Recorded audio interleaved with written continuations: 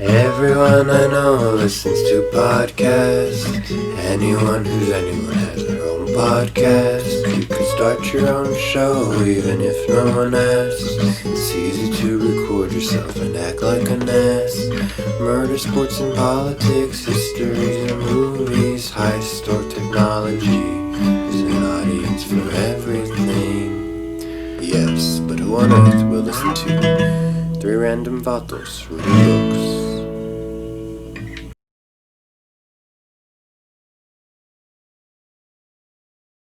Centered. All right, baby. You ready? Action. And we're live. Well, not live. A little bit delayed. I'm Marcus Molina. I'm Robert Martinez. And I'm Arturo. And together we are three totally random Vatos. Reading books. Supposedly. Episode 3. Here we are. Wow, guys. I don't know if it'd be worth summarizing the last part because there was a lot, and there's a lot in this one too. You mean in part 2 or part 3? I don't even know if I can think back. I don't know if I could could break down each chapter. I can do an overview, but you guys have a lot more. Okay, the psychohistorians, we learn about, what's his name? Harden? No, not Harry Seldon. Harry Seldon. We learn about Harry Seldon, and, you know, he's a big genius with plans to save everybody sometime, 30,000 years, you know, give or take. And then fast forward. Yeah, fast forward. We're going way back to the beginning. Fast forward, the Encyclopedia Store, part 2. There we learn about some nerd. Selden. Yeah, no. Well, he's not the nerd. Perini. I've already forgotten about that. Well, he's just like a scientist trying to do the encyclopedia, but then Hardin's like, guess what, motherfucker? It's all bullshit. Yeah, there's some more real shit going on, and I got the knowledge. And then is there anything else that really happens? Yeah, well then, what's his name comes back from the dead, like... so the Anachron thing is happening, right? Are we in part 3 or still in part 2? I thought... Yeah. What are we talking about? Wait, that was part 2, right? It was part 2 and part 3, fellas, yes, so you're both right. So we start seeing that Anacreon... Is that the name? We should get these names Anacreon, right. yeah. We should reread this. Look, you're listening to three random Vatos, and when we say that, we totally mean it. Now we're on part 3, the mayors, all right? And if that doesn't sound exciting, well, just buckle up because it was the longest so far of all the 3 parts, and let me tell you. Look, it's a miracle that this podcast is getting made at all after all the shit we've been through. Yeah. So to summarize the last chapter of the last part. That's when the board gets together, right? And then to see Seldon's message that they were waiting for, and some of them were hoping that there was going to be that would be their way out of like the whole Anachron situation. And what does he say? He's like, he shows up the encyclopedia was all full of shit. Seldon's right, and that was more to get. That's for a deeper message, right? There's a deeper meaning to it. You just wait and see. So Seldon's like, or Hardin's like, I fucking called it, told you all. Yeah. And then you're like, okay, so let's see what happens next. Surely they're not going to fast forward again in time. And what do? They like, what, it's 30 years later or 30 something? years or so. Yeah, so there's a lot of time jumping that'll likely continue. Kind of like generational time jumps. Not huge time jumps, but just enough to see what the next generation's having to deal with in a way. Right. Yeah. Hardin's like living his best life at this point. He's like a lot more confident. He just feels sexier right now, right? Because at first he was a youngling and he felt like things were full of shit, but now that like he's just on this like high that he was right, and with that he's like he has this side guy named Lee, and the guy's like, hey, and it's like, dude, don't worry about it. Like everything's fine. Like these three people come, and this guy. I'm getting ahead of myself. But, okay, so. Oh, cool. Go ahead, Art. I thought you were finished with your thought. Whoa. So the last thing, Hardin becomes the mayor, right? He takes like the control of Terminus from the board of trustees. Is that what happens? I trust you, right? Yes, he takes over. He's like now not just the mayor. He's like the mayor. Like people answer to him. He's pretty much just taken over for like the 30 years. Oh, and then he also hints there's only one way this is all gonna go. And then I think all of us thought it was gonna be, war. But instead, we learn in this next part 3, the mayors, which we were reading today, that he was kind of just giving them whatever they're asking for, almost like appeasing them. Yeah. To the point where they're not bothering them as much. But he's like, you want tanks? Yeah, bro, here's a tank. Yeah, I added some extra, like, nukes in it. Like, don't have too much fun with it. And then, who's this guy who comes to the... his name is Surf Cermak, and he's part of the new political party, Uprising. Think AOC. Seth Cermak. But yeah, has that energy. Just like, you know, like young, new... kind of wants to burn the old guard down. Yeah. So the chapter starts with Hardin waiting for a deputation from these council members. He's another council member, right? He's a newish guy who's been challenging Hardin on, or just like criticizing him mainly on like their foreign policy. We get a lot of backstory from the Four Kingdoms. Do we want to go into that at all? Yeah, so for 30 years now, since the break of communications here at the edge of the galaxy, the whole universe of Terminus had consisted of itself and the four surrounding kingdoms. I just read so... Yeah, so Anacreon is broken up into 4 kingdoms. Yeah. What? Yeah. Isn't it? That's what it was. No, I think Anacreon is one of the 4 kingdoms. Right. It's been the biggest one. I think I thought that at first, and then the more I read, I found out that Anacreon is broken up into 4 kingdoms. This is the comment section below where you say, no, this is how it's done. So I gotta be honest with you guys. I read this again today, and there's a lot of reading, and I don't really know what the point of my statement right now was, but just to say, yeah, Seth Cermak was like, he's just kind of like telling Hardin, what the hell are you doing? Like, here's the deal. I'm not really asking you to step down. I'm telling you, like, if you're not going to step down, we're going to take over, because the way you're handling shit, like, things are going to go sideways. You're not looking out for our best interests. Meanwhile, Hardin's like, you know, doing his little... Hardin's just, you know, feeling confident. I just said that already, right? Yeah. Well, at one point he describes that he feels like he's balancing on a sword because the young political party's uprising and they're asking him to resign, and they warn about violent annexation, you know, within Terminus. So it becomes kind of like a young versus old, new political ideas and beliefs, and whereas in the last part, Hardin was kind of like the young up-and-comer politician. Now we see he's the old, maybe perhaps too comfortable, it's kind of painted as. You kind of get the sense that he's enjoying his power. And then they talk about how they're going to be doing a battle of the bluffs, or like that's what just happened between him and this new party. And when he's talking to Johann Lee. And so, you know, they're trying to talk about a way to prevent the war. Yeah. And I guess like the last interesting thing that happened too was they're talking about how there's this religion that's all a mummery. And this is the first we hear about that. Yeah. What do you guys have? So he's got bullet points over here. Go ahead. I won't go through all these, but yeah. So that was one of the criticisms from Cermak, right? Which is like let's talk about that. What is the priesthood exactly? Because I think they had mentioned the priesthood, but they hadn't said what it was exactly. Mm-hmm. Well, they just say it's a mummery, which is like acting. Yeah, it's like they think it's magic, but really it's just science, right? So, that they have. Yeah. So Hardin, remember, wanted to share with the other kingdoms their resources or like their knowledge, whatever, being the foundation, to save their own ass from being like annexed, right? Mm-hmm. So that's what's been happening. They've been sharing these things, but the way they've been doing it is they train like, it's like going to college, right? They send people over to like the foundation.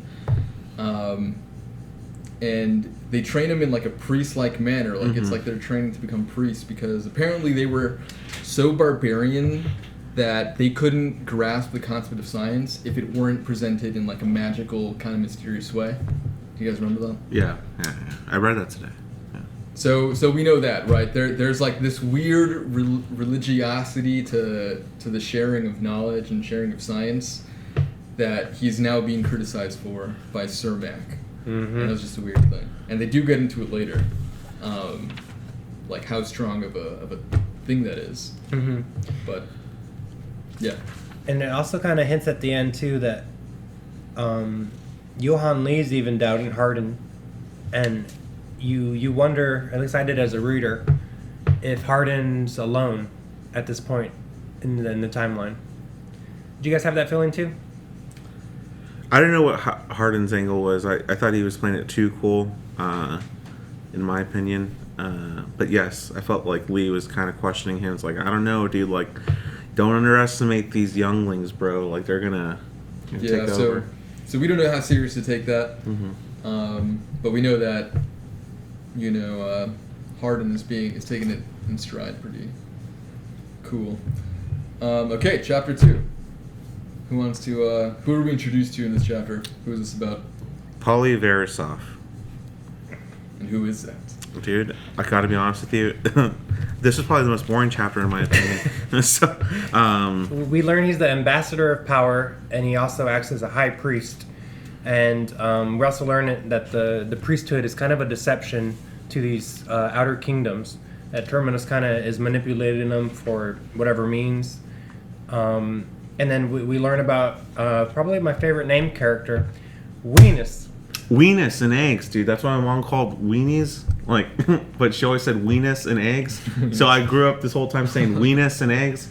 So when I told Kelsey about it, I said, let's make some weenus and eggs. Like, what the hell is that, dude? Like, weenus. Anyway, so it is really pronounced weenus because I heard the audiobook and he kept on saying weenus. And it sounds like penis. Also, when I said this is a boring chapter, I want to make it very clear. I know this is a very classic book. It's by a goat. Talk to the audience, Robert. So just know, like, I'm not very well read, so I'm more intimidated by the book. So when I say boring, that's just a lazy man's term of saying I was intimidated by this book. But I got through it. Yes. And then if you had a message for Isaac Asimov, what would you tell him? I'd say there's a 98.4% chance he would have thought I would have said that. Am I right, guys? Bringing it back to the book. I'm sorry. Guys. No, that was perfect. Yeah. Wow. All right. Talk about psycho. Historian. I don't know. I was gonna make some type. I don't know. Who knows, dude? Except who probably knows is Harry Selden. Yeah. Harry Selden. Yeah. And Gal's just like, hey guys, it was nice to meet you all. I'm gonna be gone for the rest of the fucking series. Remember Gal, dude? Do you think he'll make a comeback later in the series? I was already gonna cast Chris Hemsworth for him, and like, just imagine if you casted him and he's gone within the first 10 minutes of the movie. Anyways. I have a hot theory, a hot take. Go ahead. I think Gal will come back, but only referenced that somebody's reading his biography of Selden. Yeah. Wow, I really blew your guys' mind with that one. Well, I still, for whatever reason, was thinking that he was part of writing the encyclopedia, but he's not, right? No.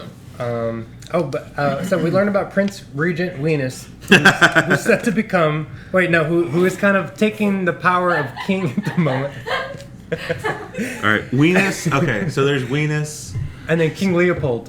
And Leopold is the grand or the uncle, right? No. King Leopold. It's switched. Weenus is the uncle, and Leopold is the next in kin to be king. Like he's being groomed to be the next king. So that's what we know so far. Weenus is fully grown. Leopold, not yet. No. We got like about 2 weeks, I think we learned. Art, what are your notes on? He's coming of age next year is what we learned in this one. So Polly Verisov, just to be clear, he's not only a priest, but he's the ambassador to Anachron, right? From Terminus. I mean, Terminus. Right. He's kind of an intellectual guy too. He has his own criticism of like the religion thing that he tells Hardin about, and he's back specifically for the scene for the first time in 3 years. For what reason? Like, what is he there to tell? Like, he's the ambassador. Yeah, I think to Anachron. Isn't he telling him about Leopold coming of age next year, right? And yeah, then, so that's like a thing that's happening. The ship. He tells them about the Imperial ship that they found. I forgot who's looking for it. I think Anachron ship. Yeah, Anachron finds a derelict battle cruiser of the old Imperial Navy. Yeah. And so the Board of Navigation, who was from the Foundation, is asking for the ship to study it. But greedy Weenus wants it for himself. Sounds like it. I don't know. I think there's a question there that he actually deserves it, right? Like, if they found it. Weenus Well, if you think about just like the like why does Terminus have like why do they get it before Anacreon, who found the thing? I mean, I'm not trying to argue that point. I'm just saying, like, I think it's a little murkier than that, right? We don't know at this point what the situation is 30 years later. Right. Like, we're You're seeing right. that Terminus has some, like, weird stuff that they're into, too. Especially at this point where, in this part, we're kind of doubting Hardin as, you know, a quote-unquote good person. Verisov says, "Do you take me for weenus?" Anyways, Wow. Yeah, so Venus, we know, has been, like, more and more wanting to start something with Terminus, right? Like, he sees Terminus as hostile a little bit. So this is the perfect excuse for Venus to say, like, That's good to say, doesn't it? like, Terminus actually, they are hostile to us in that they're not, like, why should they get the ship? Like, we found the ship. And so that's the political point he's trying to make. And so the ambassador is back with Hardin, telling him, like, okay, that's what's going on. So, You know like, what? Art, I think the way you've painted it makes me realize I think I'm Team Weenus. I mean, it was a little up in the air for a little while. We obviously, you know, the story continues. But, I mean, that's just the situation. Like, I think that's what the commentary is, right? Like, political stuff is happening, and, like, really both sides can make an argument for, you know. What about you, Robert? Team Weenus or Team Hardin? Hardin Weenus? I liked Hardin this whole time. Hardin he made Weenus look not hard at all. Let me tell you something. Okay, but that's getting ahead of ourselves. That's you know. That being said, this part 3 does get better as it goes along. It's a pretty it gets, badass. I could see it in a made-for-TV sci-fi movie. But yeah, sorry. Let's. What are we on? You're still on chapter 2. Cool. Okay. Last thing. What does Hardin tell the ambassador? Like, what's his decision about that situation? Just let it be. Like, dude, I got it all. Like, there's a plan for it. We're gonna give them the nuke. We're gonna give them the ship. So he agrees. Yeah. And he kind of references, I always forget his name. What's the guy's name, the genius? Selden. He references Selden and says that there's one course of action, and we find out that Hardin agrees. There is one course of action, and it's the one that's playing out right now. So that's why we know he's so confident, right? He has this, like, meta-analysis of what... Because, again, he was there for, like, the opening of the vault that one time, so he knows that Selden has all this planned, and that their journey is to make these decisions when they're forced to make them. That was a big part of it, remember? Can't deviate from the free will thing. Yeah. It's like the situation is so thought out that you won't have to make a decision until there's only one decision to make, he says, right? So that's how he's trying to navigate it. Whether he's right or wrong is not clear, but that's what he's doing. And then lastly, we learn that he wants to be on Anacreon for The birthday. Yeah, the birthday. Yeah. So the ambassador. Yeah. So. Wait, the birthday? Or I thought it was like his nightly. King Leopold. Remember, he's becoming of age. Oh. So So happens at once. He had arisen to the throne already, but he hadn't assumed the regal powers or like the responsibility of the crown. we learned a little bit about just how boyish he is, you know, in the next chapter, I think. Yeah, so you can just go straight into it. I think that was it for 2. Yeah, so we learn about Leopold the First. He's cocky and he likes to hunt. He's hunting Nyack when we first know. I don't know what those are. Did you guys get any sense of what kind of animals those might look like? You know, I'm finding that there are certain things that he describes that I just like. I read it once and it's not super clear, but I'm just like, yeah, whatever. I do want to say that there. The elevator. I was reading as I was. Yeah, dude. Again, were they left? Was it like a foot? Okay, whatever. So I was reading as the audiobook was going, and the guy used different words than what I was reading. So there's a lot of lost in translation things here. Are you sure it's not a translated book? I think it is. So like, there's different there are different words. No, just about the translation. Oh, Different words, you say? yes, different words. Were they better words? Well, I know the best words. I honestly, I should have written it down, but there might be some confusion because do we know if this was translated? No? I haven't even looked at your He's book to see if it's American. like the same. Maybe you have a different book than I even have, you know? Wow. You know, it could be like with the second edition or third editions that he just kind of corrects little things here and there. Maybe I think authors have been known to do that. I really don't know, but that's interesting. So yeah, so Leopold, they just describe him as this kind of like simple-minded guy, just kind of wanting to do that ritual or tradition, hunt for sport thing that it is. He's like the coolest king you could ask for, at least according to the culture on the planet, Anacreon. But would you want this guy to lead you? I don't know about that. Mm-mm. I mean, it's just so weird still that we'll still be dealing with like monarchies in the future. You know, like that's still. I mean, it's still going on now. For civilization.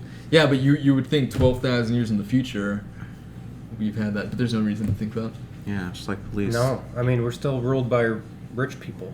Mm-hmm. You know what I mean? Yeah, I got this book off of Amazon, and I feel so guilty about it. And here we are posting Support on local. YouTube.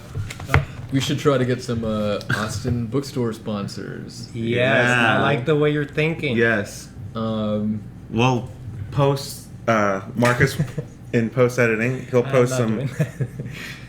He'll post some graphics down here. So he'll do something with the space. Some Austin-based booksellers where you can maybe find the foundation. Yes, maybe. Do you they're, think this is the kind of book that you could walk into any bookstore and find? Like at Barnes and Noble, but not that I would go into. Sarah's a Barnes saying and yes. Noble. I think yes as well. Yeah. It's super popular. I say we call. Is anything? I want to call half-price books. Let's do that. I got them on speed dial. Are you kidding? And say if they have. Call half-priced books.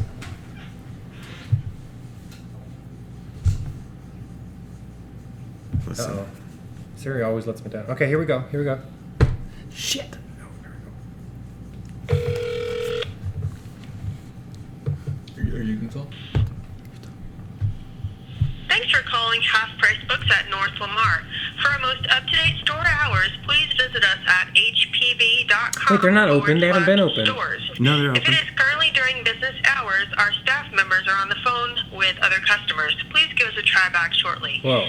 hpb.com is open All right, take 20. that time. Okay. We're not. Never This is mind. not a paid advertisement. Never mind. You know what? But I love half-price books. You know, and we tried something new. You know, I wanted to get a guest on the podcast soon. Do you guys have any ideas? That was a of who you'd risk, like? and I think it was worth it. I think it was. If you guys want to be called during the next podcast, comment below, and we might just give you a call. And not you, bot. All right. What was his name? Song? Well, we love it. We'll take anyone. Even What if he's not a bot? Hey, Song, let us know if you're a robot next time you comment in the first 20 minutes I post up the video. Yeah. Oh. If you're not a bot, you're awesome. Hey, you know what I was rewatching again for the 16th time? Lost? No, not yet. Jersey Shore, first and second season. Nice. You never saw On it, what, right? like MTV? Hulu. Yeah. So there's a lot of similarities between.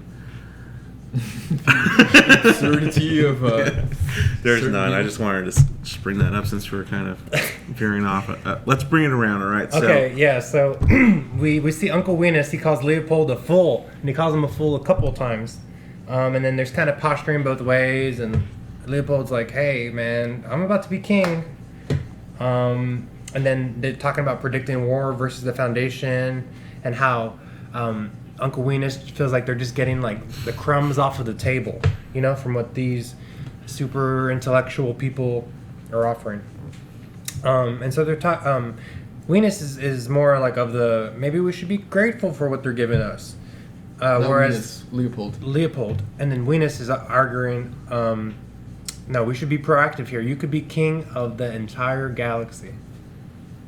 Yeah, so this whole chapter is just a meeting between Weenus and King Leopold, and he's basically just convincing him of like his worldview, like how he sees Terminus's actions over the last number of years, and so he's kind of manipulating him too. And you get the sense that this is not an uncommon occurrence for him to kind of just like whisper in his ear, try to get him to do things.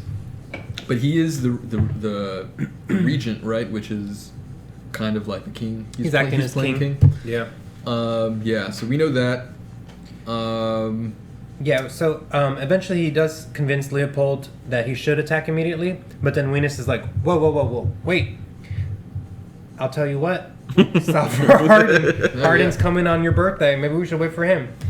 And then they start talking about Selden as a prophet, and we kind of learn that a little bit more about the religion that's going on there. Do you have that with you? Because I have just like some weird little words. Let's hear that they Art's use. notes. So they reference galactic spirit, right? So there's like a galactic spirit that's part of their religion. Galactic paradise, and then they refer to Harry Selden as the old prophet. And they also talked about being destroyed eternally as kind of the opposite of the galactic paradise. So essentially a heaven and hell of this religion. Yeah. And then he also says Verseroff and Hardin are going to be your greatest enemies. So he's just being outright about it. Yeah. What are you guys thinking about this religion? I feel like it's pretty. It's the foundation. Well, isn't that what it's called? The foundation is the religion. Is that the first time the foundation's brought up? No. It's the first time it's brought up in a way to suggest that it's like the central, like religious spot. Wow, like was the holy place. Was the foundation brought up with the encyclopedia? Or no? The foundation is isn't it? The foundation is. It's the initial institution of like the scholars. Remember? Yeah. Salvador Hardin. He wants to establish the foundation. Got it. And then the foundation. It grows into the religion. Into the second galactic empire. Are we reading the same book? Yeah. You said Selden, right, and not Hardin? Selden. Okay. Yeah. Those are very similar names in a way, and I always get confused too. It's Selden Hardin, anyways. Yeah. So Harry Selden, Salvador Hardin. It's because the HS and the SH. And the N. Huh? And the N. Hardin, Selden. Wow, I'm exhausted. So that's what's going on, right? And so they start plotting, and that's the end of chapter 3. Oh, wait, before that, the Leopold, it kind of shows him maybe considering a power grab. Like he's gonna be like, "Fuck you, Venus. I'm an adult now." Yeah, he's like, "You can't fucking talk to me that way." Yeah, and he's saying he might even execute him. Who knows? Yeah, it's that kid from I don't know what I'll do. Game of Thrones. So we know there's that, because prior to that, it seemed like Venus was just like straight up, like his older uncle who just creepy uncle did whatever. Yeah. Okay, chapter 4. Who wants to start that one off? Well, I will, if I may. Next to Cermak himself, Louis Port was the most. Not read from it, dude. We learn about the action party. Thank you. This is the party led by passing it on. Wait, what's his name? Bort. Oh, next Louis to Cermak. Bort. Oh, Cermak. Cermak is what I'm thinking about. So next to Cermak, we got Louis Bort. They're both a part of the action party, like the head figures of the action party. Bort's kind of discussing the religion on Anachron a little bit, and then they want to install a foundation-friendly king, right? That's kind of like was his mission to kind of see how that was going on. Am I right or am I wrong? I remember them talking about that. I forgot what it was that they did. I think that's true, though. Yeah. So he's trying to get him impeached, right? Cermak. That's the whole point. Whatever the case, they're messing with like the internal politics. Oh, you know what it is? Anachron. He's saying that that the religion is kind of just meant to prevent any type of power takeover type of thing. So Louis Bort is part of the action party, right? And he was on a special like mission, an informal mission to just like go check things out in Anacreon to see like what's going on. Because again, we know that they are critical. They, being the action party, are critical of Hardin's policy regarding like anything international or galactic. And so he goes on his own like mission to go survey the area, and that's what he comes back with, and he's like. He's reporting to the action party. He's like, it's so crazy. Like, you don't understand how cult-like it is over there. Yeah. Like, everybody believes that this whole religious aspect, like, it's not a joke. People actually are just, like, 100% into thinking that there's, like, this, like, galactic, spirit, and the science all comes from like these powers. He's like, bro, even I was a believer. He didn't really say that, but that's how and he says that part of the criticism of Hardin though is that Hardin has made it so that they being the foundation, they actually how would you say that? They like play their own role in propping these figures up and like making them seem magical, right? That happened, right? Yeah. Like And, they light an aura around themselves Yeah, it's like to fake. like literally make themselves Appear. look powerful and godlike. It's really like just a bunch of light bulbs that they flick on, right? It's like all Yeah, fake. so or it's all just so the Foundation is in on the con, and so like that's even more fodder for them to just like have to criticize Hardin. And they also say that that arming and manipulating him, or like they're questioning why Hardin is arming and manipulating Anacreon, and they're thinking that maybe he's getting paid, or maybe that he's getting this secret weapon that we don't know about. That he must have some type of trick up his sleeve to be giving them so much. Yeah, and so this is also one of the times where I thought, like, I really don't know if they are just in their criticisms, just as I'm not sure if Weissen, but I don't remember what we were saying, whether he was just in how he reacted to the ship situation and their history generally. So we just, I mean, we really don't know. They just like talk they seem sincere, right? In what they The think. action party. Yeah. Yeah, I think so. I mean, from even having like read it all, like it does seem like they had a point, and they kind of. I mean, it's not smart like what Hardin's doing to just let things fall into place. Like you got to be proactive, you got to have some type of plan. But Hardin, to them, the action party, it didn't seem like he was doing that. At the very least, what we can say is that Hardin is not at all transparent, right? Mm-hmm. And like, Yeah. you would imagine that would be an important, well, that's kind of feature like Selden too, right? Yeah, and Yeah. man, if we had a ruler that was just totally questionable and you didn't know what he was doing and he was trying to start all these That'd be problems the with worst. different people, I would hate that. So really, That's there relevant hasn't to been the like one clear, like moral person, right? Like upright, Gal. maybe Gal, Gal- but like he didn't play a role at all. Dude, what a really, guy. He just, What a Works. gal. That's Uh, my gal. So that's maybe interesting too, because like they've given us a few different figures that looked like This is really like a political book, and now I know why you picked it, Art. Oh. I didn't know this coming into it, but I'm digging this. You knew about the politics. Come on. So they're calling Hardin a sellout. They're calling for him to be impeached, or Yeah, Well, no, we're gonna impeached. murder him. Well, what was like the last straw that made them just like lose their shit? That they're giving them the ship, but no questions asked. Is that it? Well, so actually there were two things. You're right.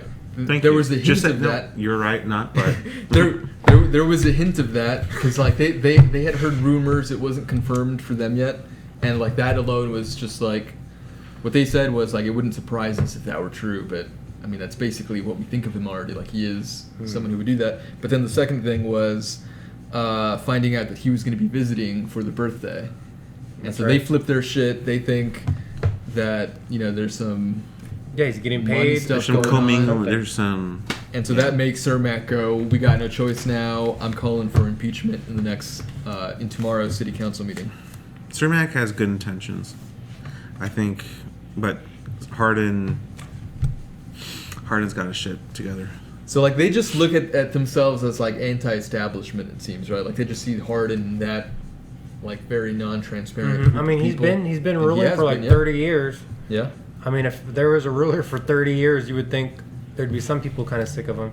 But, give it to Hardin. It's not like he's a tyrant or anything, Yeah, no, he seems I mean, like a pretty chill guy. Like, people can go to him, and when Cermak was like, I don't like the way you operate, you're going to either step down now or we're going to take you down the next election, he could have killed him right then and there. And he was like, okay, go ahead. Mm-hmm.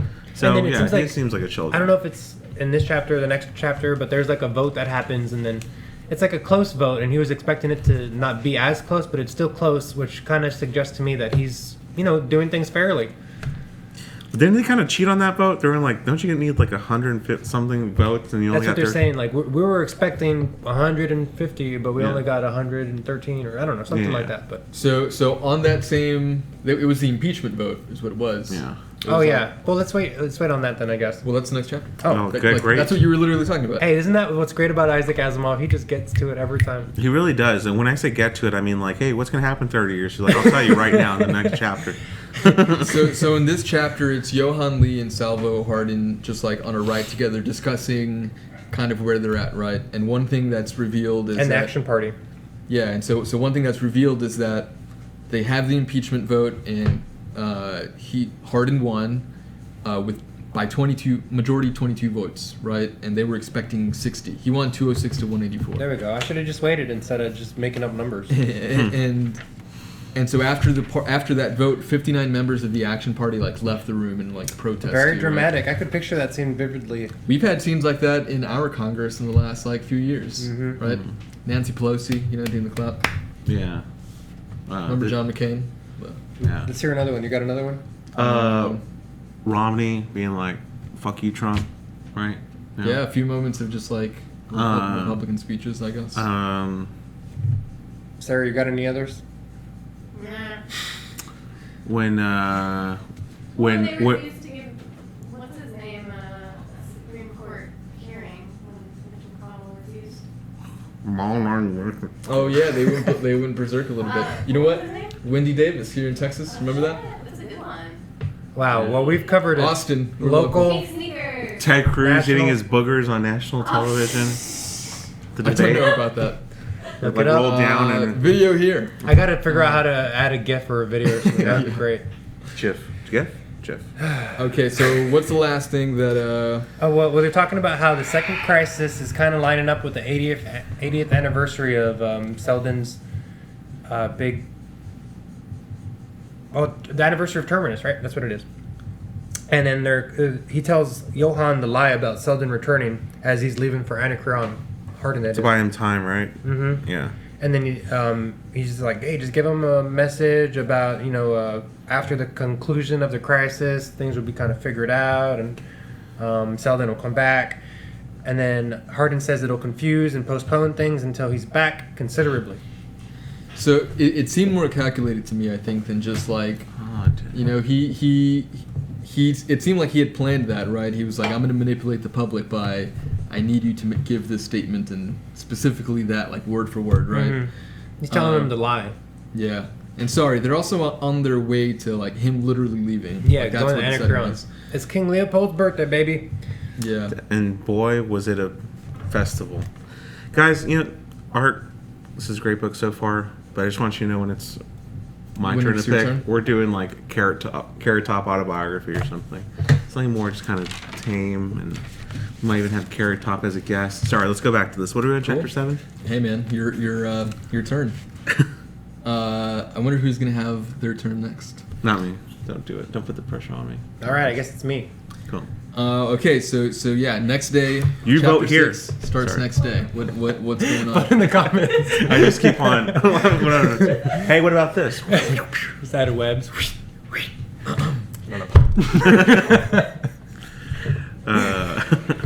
Chapter 6. Or it's I feel like I called just saw chapter Spider-Man recently. 6. Which one? I think. Do they have the Tobey Maguire one on Netflix? No, they made a video game trailer for the next Oh, Spider-Man. I saw Maybe that's Miles what you're thinking Morales. about. Yeah, don't on think the so. PS5. Yeah. Mm-hmm. PS5? That's what you're thinking I just about. feel like I've seen Spider-Man. Yeah, so chapter 6, okay, he lands and he's totally incognito, right? This is the day of the Hardin. king's Hardin lands. This is the day of the king's birthday, so festivities are all over the place. Festivals. And then it just kind of goes into the nighttime. Well, it kind of talks about how he's chapter 6. flying around to different places first before he goes to Anacreon, like he's up to something. Oh, so he visits the other... Or one thing they talk about, I don't have notes as to whether it was this chapter, it was maybe before, but Anacreon is way bigger than it seemed to me. But Asimov obviously wrote a few paragraphs about how much bigger it was. Mm-hmm. And so that's interesting. It was really, really, really, really... Because at least Terminus relative- really is outmatched, right? Yeah, Terminus it's is literally small. just one planet, and Anacreon is a whole system. So he stops by some of the smaller little system pieces. And this is why I thought it was like a 4 kingdoms, and Anacreon has all those 4 kingdoms. No, And there's the it's- periphery too. The periphery was... I'm pretty sure this is what's going on. It's 4 different kingdoms.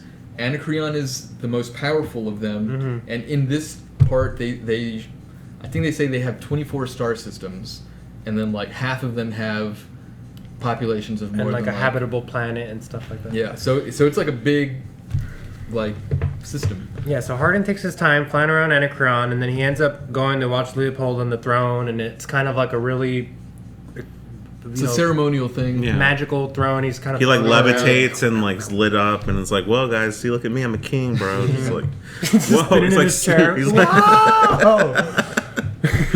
It seemed like a cheap light show. yeah, like he's pressing the thing, and it's like it does the thing where it flashes, so you do it again, it does like a different like strobe. He's like vibrating in the chair. Anyways, And then so Venus is like, I know you, Hardin. Yeah. And then he goes up. Hardin's like wearing like the mustache. And, like, what? Anyway, yeah, he knew where he was. Like he knew who Hardin was, right? So he just like was able to. But Hardin, They okay, knew each other from honestly, like years ago. Hardin wasn't like he played it really close. Like, hey, what's up, dude? Like, Hardin's did you guys like get that vibe? He's like a James Bond. Did you guys get that vibe too? Like, he wasn't surprised. He wasn't shocked. He was like, Yeah, his hey, Hardin coolness is like, just there. oh, hey, what's going on? I didn't know you'd recognize me, but no big deal. What's up? It's Sure, like, come on onto my lair. And I'm like, okay, a little odd. Sit in this dark chair. It just felt like it was a dark room, right? With like a. It didn't. I don't know if it really said that when. Drink my wine? Yeah, kind of. And they're drinking this rare wine that Like centuries old, yeah, right? centuries old. And Venus, He's like spits it out. Venus is being like respectful and It's kind of just like recognizing his authority or whatever at first. But Kind then of. Yeah, like for the first like 2 seconds, and then he just really like. You're right. It was Yeah. a very very quick turnaround. Yeah. But that's what he was showing at first. Right. I mean, And he that- like right away he starts talking about how There's maybe shaman. his nephew Leopold is going to be the emperor of the whole periphery, and he's going to reunite the galaxy. And then So he's like, hey, Yeah. who's to say we don't do that? You know, you just fixed up our ship. they you also know, start and you discussing return. violence. Yeah. And so he's just like slowly, but then like really cranks up the hinting of, we're gonna be at war, dude. Like you don't really know this, but I'm coming for you. Is what he's saying, right? Hardin's like, okay. He talks about his navy a lot too, and the Yeah. big ship that they just got. And Hardin's just keeping it cool, and he's doing the same thing that he did. Remember way back when Terminus got the first envoy, and that the Perennia was so naive that like he just wasn't answering the questions right of the guy, and Hardin was like trying to get answers out of him by being clear. Yeah. He was doing the same thing here. He's like, so what are you saying here? Like be clear about what you mean, right? Hardin are is you such a Are we badass. at war now? Might Is as that well what be you're saying? James Harden. Yeah, I already made that joke in the You did. last episode. I loved the picture Alright. too. Hey, I don't believe you did. Flashback to.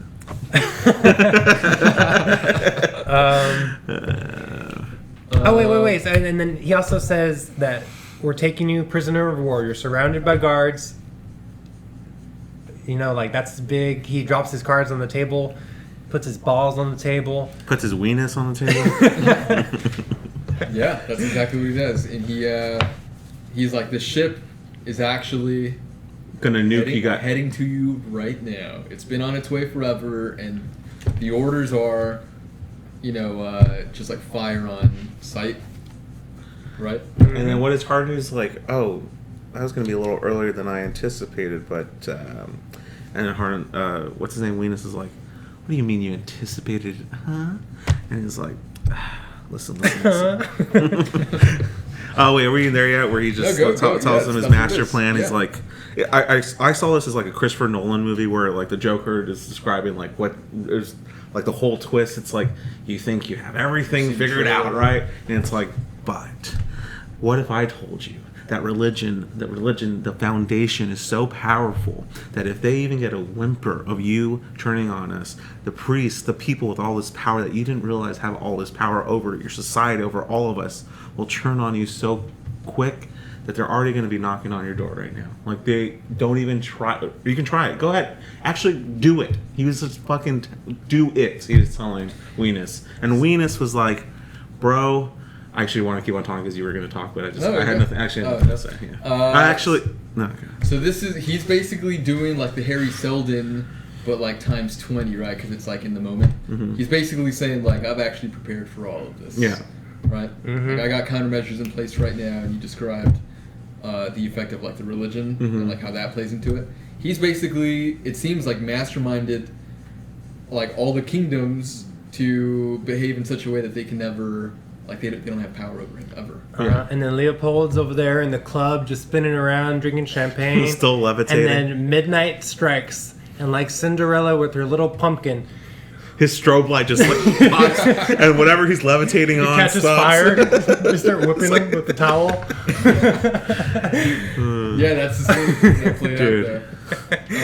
And I then, see this guy being played by what's his name? Is it Christopher Mintz-Plasse McLovin? his chair just moving, like jerking. Yeah, that'd be. And then they describe the king as looking merely human and not like a god like he was before. He looks like an idiot. And then all of a sudden the palace is surrounded. It becomes the army versus the church. And he gives orders. And then I guess it ends with them talking about, you ever heard of the hyperwave relay? And then You're about to find out. and then action packed. Next chapter. Yeah, the hyper relay is something that has to do with the ship, though, right? Yeah, it's the Imperial ship that Venus was so pumped up about. Like, Yeah. we got your ship. Yeah. I guess it never occurred to them that maybe the ship was not just a gift of pure love and kindness. Yes, no, Yeah. was it? What was it, Art? So what it was Oh gosh, sounds like someone didn't read. no, it just comes out way later. So let me start the chapter by saying. Yeah. Honestly, like, don't hyperwave. ask me because I forgot. I just remember. Okay. So the first thing that happens in the chapter is we're introduced to Theo Applerat, right? Like we Sounds needed appropriate. another fucking character's name to remember. I kind of like that every chapter is like its own protagonist. No, I like them because they were short, right? So like you didn't have to like remember too much.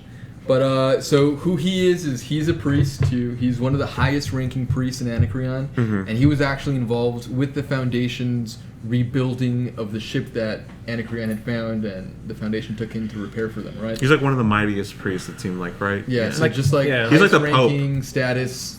Yeah, he's up there like a bishop certainly, and he's on this ship, right?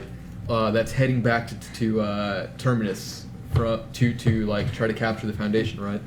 And so that it just gives his backstory, but what it also reveals is that Ambassador Verisov of Terminus, who's the ambassador to Anacreon, he reveals to him that the plan from Venus is actually to like switch their allegiance on the Foundation and attack them, right? Mm-hmm. And so he tells them this beforehand, and he can't believe it, right? But he's like, how can they do that? Like I whatever. Yeah, and you know, Hardin just makes Venus totally flaccid. Yeah. Yeah. Yeah. And so they use the hyperwave relay, right? Oh, that's what happened. I guess Did with you the describe what the hyperloop? So, oh man, I'm looking at this chapter here. Falling wickedness. Okay, so we know King Prince Lefkin, who is Venus's son, is the general or like the ranking military guy on the ship, right? And so in this chapter, he basically walks up to Apparat, who's the priest, and he tells him like, "Hey, I got it from here. I'm taking over." Like he's thinking he's taking over and doing what Venus is like the plan of whatever, right? But he doesn't realize obviously that Apparat knows. That it's sacrilegious too. Doesn't the priest like not like beat the shit out of him? Is that what I read?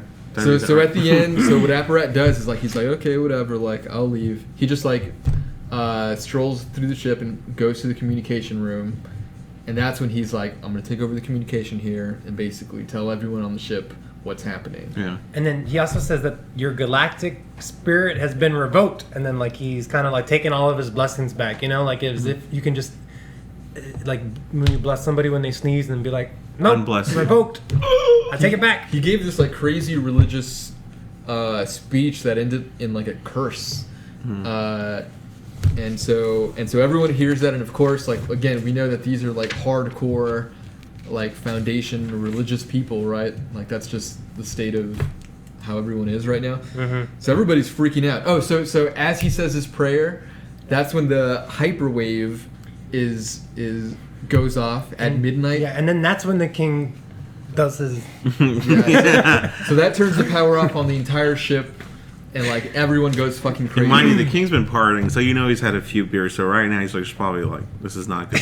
Yeah. Guys, I Vomit. shouldn't have taken all of those drugs. And all those century-old wines, right? I know. Man, Do you think you could drink wine that's a century old? Is that? I would love to see like a like a party movie about this specific party. You know, like in the eyes of King Leopold, like as he's coming of age, like Can't Hardly Wait, but with Leopold, and then this is the ending. Yeah. What chapter are we on? What chapter are we on? So We're at the end of 7. the last thing that happens is Prince Lefkin, Theo tells him, like, you're gonna deliver this message to your dad. so they beat him up first, right? So Robert, Did they really beat him up? Yeah. So they go. Oh, so well. You gotta pass that. It's more like Venus comes out and he's like, okay, what's going on here? Arrest the guy, and that's when he realizes like no one's on his side anymore, and so Aphrodite is like, no, arrest that guy, and so they all just kind of like beat him up and take him. Man, this is like the ultimate. do their thing. Have you guys seen the South Park Scott Tetherman Must Die episode? Where Cartman, somebody like slights him, and then Cartman gets his revenge eventually by making the kid eat his own parents.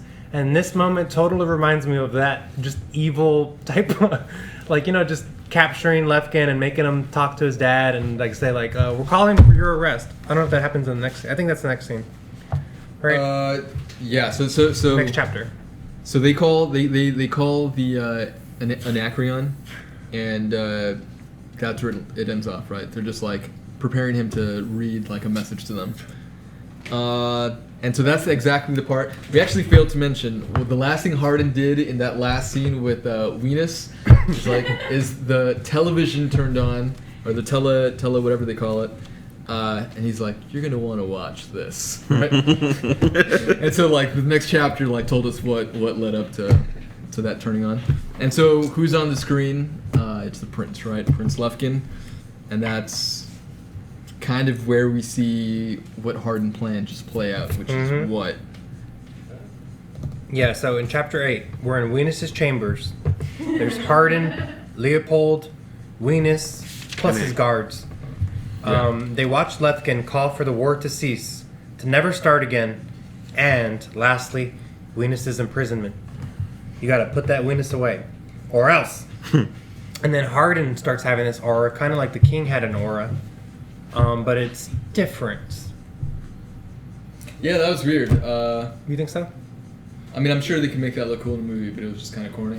Well, it just kind He has of. his own aura. Yeah. It's like he activated like a shield or something, though. That's what. Yeah. I mean, you know, like he has this technology. It's It just the future. Art. to me it reminds me of like a laser tag vest that you have on. That's what I'm seeing here, just like lit I up. thought it was like a bubble. Oh, probably. It's like a bubble that maybe is not like really reflective, but like certain angles maybe you can see an aura. What's a low budget movie? So So Venus is upset. Obviously, like everything is going to Hardin's plan as Hardin's telling him the plan, and Can we he talk just gets about- really pissed. Yeah. Let's talk about Hardin's bizarre metaphor, or not bizarre. I mean, I guess it's like Analogy? pretty straight. Yeah, I didn't know where that was going. It was. I still yeah, okay. So but- no one else got that? 'Cause- No, I got it. yeah, me too. I mean, I got it. At the end, but- Did you get it? Let's hear your Hold on. analysis. I forgot. It was about the horse and the dog and something. There's a horse. There's a dog. No, not a dog. It's a wolf. Okay, so there's a horse. Okay, let me read it. Let me read Okay, it. go ahead. There's an old fable, as old as humanity, for the oldest records containing it. Okay, let's just fast forward. It goes as follows: a horse having a wolf as a powerful and dangerous enemy lived in constant fear of his life. Being driven to desperation, it occurred to him to seek a strong ally. Whereupon he approached the man and offered an alliance, pointing out that the wolf was likewise an enemy of the man. The man accepted the partnership at once and offered to kill the wolf immediately, if his new partner would only cooperate by placing his greater speed at the man's disposal. The horse was willing and allowed the man to place bridle and saddle upon him. The man mounted, hunted down the wolf, and killed him. The horse, joyfully and relieved, thanked the man and said, "Now that our enemy is dead, remove your bridle." Is it bridle or bridle? I don't know. I think it might be bridle. I don't even know. Bridle It's and one of saddle, those. and restore my freedom. Whereupon the man laughed loudly and replied, "Never," and applied the spurs with the wall. You know, Isaac Asimov, I don't know about the way he paints men. I don't think it's fair. So, do you know what that analogy meant? Yeah. Okay, let me reread it. No. Okay. So, what is the saddle in this case? Actually, the saddle is Venus. It's like the religion thing, right? Yeah, like the the religion. priesthood, like that whole institution. Yeah, but I didn't get anything too deep, honestly. I'm sure I missed. I mean, it just like the depth like of that. it's So no one. it just kind of like be Right, just- be warned. Like if you ask for somebody's help, they may help you, but then who knows what they're gonna But like, take in they'll return. continue going. Yeah. Yeah. They Oh, take okay. advantage. Like you give an inch, they take a mile, type of thing. I mean, Yeah. that's basically what it is. Right. Yeah. Well, So we all got that general idea from. So that was basically Hardin's like really cocky way of just like sitting back and like being like, you know what this means, right? And he goes through that analogy, but Venus is still freaking out, right? He's still trying to process everything that's happening, because like this is just like 180, right, for him. Like he thought he was bringing in Hardin to kind of reveal to him like, well, you're about to be captured. Actually, I got my ship pointing right at you right now, and that's when Hardin flips it over on him. So he's processing this. He's going crazy, so crazy that he orders. He says, whatever the case, like whatever happens, I'll still be able to kill you. I'm gonna get you, right? And so he orders the guards around him to Kill him. shoot him. And no one's shooting. What happens? No one's shooting. So he's just going frantic. Kill him, you know? So no one's listening. So he gets the gun and tries to shoot him, but I don't know. Like there's a force field around Selden. No, what's his name? Selden? Not Selden. Yeah, it's that Oh, order. no, that you sorry, put on. Harden. So he's like, son of a bitch. And then he's like so fed up with it that he turns it on himself. And Yeah, that'd be a dramatic scene, right? That would. have to be in the I had to movie. reread that just to make sure I read it right. I was like, did he just kill himself? Yeah. Yeah, although it is a little bit Deus Ex Machina to have this armor out of nowhere that we haven't heard about or anything, and just protect them in this crucial Yeah. point. Although it is kind of like the ultimate, you know, I don't know if it's Azimov so much or if he meant for this for the Raider, but like you kind of feel like you're kind of getting revenge on all these people who doubted you or wanted to wrong you, and it feels good. Wait, for who? I don't know. It may be like Azimov kind of living out some fantasy. Oh, of I see what you're revenge. saying. Yeah. Or, Yeah. or, you know, because like everyone's been angry enough to be like, I want your kid to call for your resignation and death. But you know, you never wish it aloud, but you can put it in a Yeah. book. No, I know. I see what you're saying. Yeah, I agree. Which leads us to chapter 9. We actually sped through this pretty quickly, I think. I think it's because Considering- we didn't go through all the summary notes. Which I think is probably. How long do you think we've been?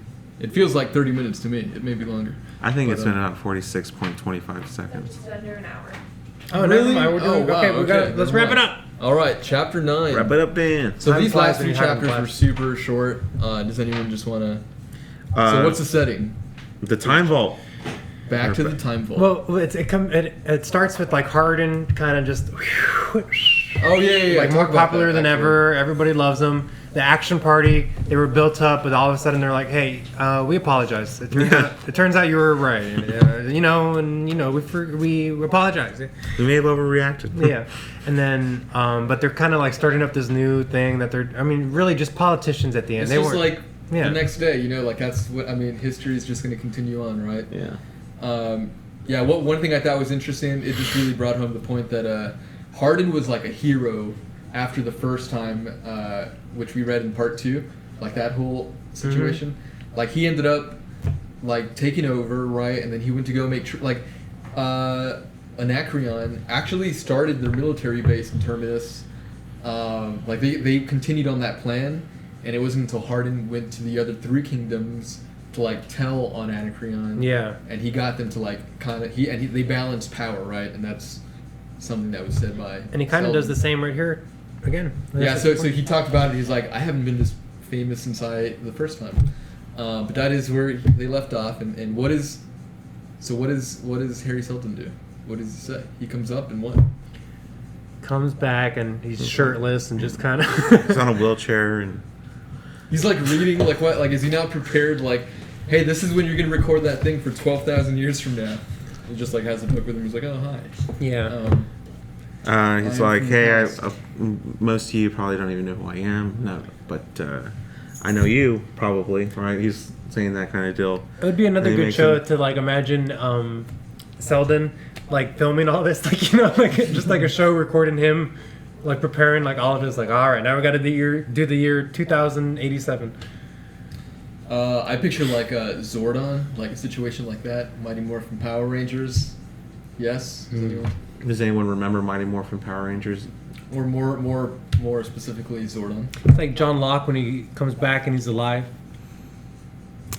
Or is Look at those. I don't know. Yeah. So what else does he say? Oh, he talks about. I mean, he pretty much like. still the same shit? It's like, that's I knew that would happen. You know, like just keep up the good work because, you know, it's still going. Honestly, there's a bunch of the same shit, right? Like He warns them that the spiritual power is not going to be enough for what's next to come. Like there's always going to be there's always going to be tension. There's something else will rise just because now it's peacetime. It's not always going to be peacetime, so something's going to happen. And then he warns about regionalism and nationalism. Wow. So I bet we're going to see that again. Yeah. So what do you guys think he meant by the spiritual power? Because it was capitalized. I think it was a typo. I don't think so, because balance of power was also capitalized. I mean, I think he's talking about the fake religion that they made up. Yeah. Just like the psychology of people. Like, I mean, we're still thinking psychologies must be like an important factor here, right? Because like Harry Seldon went out of his way to make sure no one understood that. Mm-hmm. And so that I think that's kind of what I was thinking. Like, yes, religion, but more fundamentally than that is like the psychology that religion brings people to, just like that weirdness. And he's like that. Like, I'm glad you got through this like second event. This is Harry Seldon talking. Yeah. He's like, but that spiritual power which you used for the second one, the first one you used the balance of power, which was getting the other three kingdoms to go against the fourth one, Anacreon. And now the second crisis they used the spiritual power against the temporal power. Do you think Asimov's trying to do anything here, like deliver some type What of... I'm trying to think is like, what were deeper the politics of that time that he's drawing from? You know, like what would have been on his mind? Yeah, I don't know. I guess I don't know that. I mean, I'm trying to... Maybe he's like trying to let us know about like the problems that humans are always facing and like what helps us. And Yeah, what if the whole thing is like history repeats itself? So that's kind of what this is about, you know.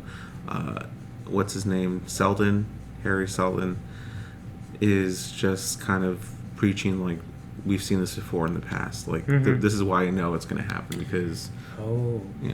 I just had a thought. Like, what if it's, shit, I lost the thought. Come on, Oh, Marcus. that was a good one. Think. Okay, It's not the thought. It's Take your gonna time, It's take your gonna be a time. backup thought. wait. Let's rewind. Boop, boop. What did you say, Rick? Like your So last- history repeats itself. Scuba da bop bop boop boop doop. And then We're looking for lessons. Yeah, the lesson. This is gonna be the fucking lesson. I know it for sure. your hand is warm. Seldon, I don't think was predicting any of this at all, but he was merely giving them hope for continuing life. Like there was no grand plan. It's just try to keep living, you know. And then that's like where this religion comes up, and it's basically just like There is no have faith in what we and- make. Yeah, exactly.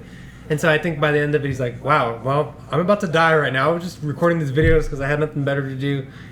Really, Hopefully this good helps. luck." Hopefully I'm vague enough to where it sounds like I know what I'm saying. Yeah. But yeah, I mean, he does get pretty specific. So I mean, it's like There's a 98.2% chance someone's listening right now. like does having the mechanism of like a projector giving you a video of some guy that you thought was like this monumental historical scientific figure give you like advice? Like, would you change your behavior, or are you essentially still doing what is called for in life, which is just to continue to make decisions? You gotta wake based up on every what's day. out? you know, No. take off one pair of pants at a time and wipe your butt. Every day. Just How many like pair every of other pants are you wearing? Yeah, so who knows if that's what he's trying to say, but that's what I've read. Or like that's kind of the reading I had too. Wow, beautiful. And it ends finally with Kind of a never cool thing. forget the other foundation on the other side of the galaxy. They're at Star's End, 920 years ahead of you. I don't know if that's how time works or He just, I don't know what, I mean, what could he mean by that? Wait, saying that the other place was that far? Yeah, they're No. I think he meant the Galactic Empire, or the new Galactic Empire is that far. like it'll take that long to reach over there. Like he's like, hey, like you've had these 2 crises that look like really intense, but you're just on your way to like forming the next like we're still like 1,000 years basically away from the second Galactic Empire, which you're gonna be responsible for that, you know. So like these are just gonna continue coming, like these crises. The next part is part 4, the Traders, and that's 33 pages. Thank Jesus. Hey, that's a good one. Should we do Christ. more than that? How many? Let's just finish. Do we Let's just have 2 sections left? How long is this book? wait. Yeah. Let's see. Oh, but the next one's gonna be like 100 pages though. Yeah, I don't want to do. Okay, well, we'll just do a short one. Take a break, and then maybe we could film it on Sunday again or something, just to get it out the way, and then we could do. First weekday episode. Oh yeah, today. Today was the first weekday. If you guys like below, subscribe, or comment, and if there's anything you want to hear, just feel free to add your voices. Recommend some books, maybe. Recommend some We books. read the Vatos read Shakespeare. Oh wow. Oh, That'd be Romeo, hilarious. where art thou, Romeo? My friend Randy also sent me that we should do. It's called Pimp by Iceberg Slim. It's like a real live pimp and like his experience, and he's like, people would dismiss this book, but you got to read this book, or I don't know. That'd be funny too, That man. would be good. Yeah, we don't know what's coming up next, man. There are a lot of interesting things that we can read. Carrot Top. I think even a cool comic book would be cool. All right. Do we have any last words? Do you actually know that there is a Carrot Top? No, but it'd be funny if there was, and really, you should look it up. Because I would have been surprised. That's cool. I guess anyone can write a book, you know? Yeah, These or days. get a ghostwriter. Yeah, that's true too. All right, episode 4 coming at you next week. And once again, I'm Marcus. I'm Robert, And I'm Arturo. and we are the 3 random Vatos. reading books. We'll get it right There we go. sometime. Perfect. Alright. Your camera is literally dying right now. How long is it?